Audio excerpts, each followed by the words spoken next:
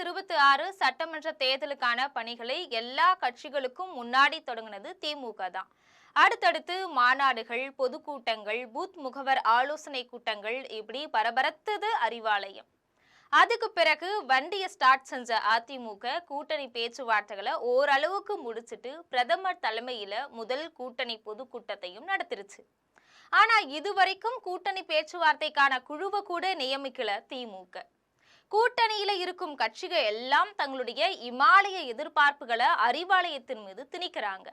தோழர்கள்ல தொடங்கி கதர்கள் வரைக்கும் ஒவ்வொருத்தருமே சீட் பங்கீட்டுல கரார் காட்டுறாங்க.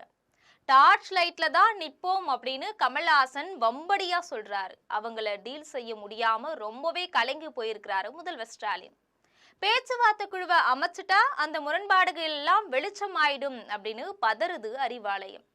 அதிமுக முகாமும் குழம்பி போய் கிடக்குது. களத்துல அதிமுக அமமுக தொண்டர்களுக்கு இடையில இணக்கம் உருவாகாதது, தொகுதி பங்கீடு பிரச்சனை, தென் மாவட்ட செயலாளர்கள் சுணங்கி போயிருப்பது, இப்படி ஆக்சிலேட்டர் கொடுத்த பிறகும் வண்டியை நகர்த்த முடியாம தடுமாறுறாங்க எடப்பாடி பழனிசாமி அப்படின்னு சொல்றாங்க விவரம் தெரிஞ்சவங்க. திமுக கூட்டணிக்கு பெரும் நெருக்கடியா மாறி இருக்குது காங்கிரஸ் கட்சி.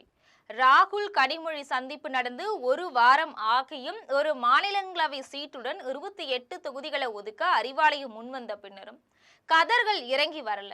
அதிகாரத்துல பங்கு கோஷத்தையும் அவங்க கீழே இறக்கல.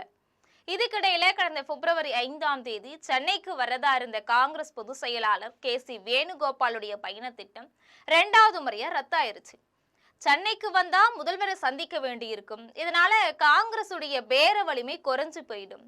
பேச்சுவார்த்தை குழுவை முதல்ல அறிவாலயம் அறிவிக்கட்டும், அதன் பிறகு முதல்வரை சந்திக்கலாம் அப்படின்னு வேணுகோபால் தள்ளி போட்டு விட்டதா சொல்றாங்க கதர்கள். காங்கிரஸ் உடைய இந்த நெருக்கடி திமுகவை ரொம்பவே தடுமாற வச்சிருக்கு.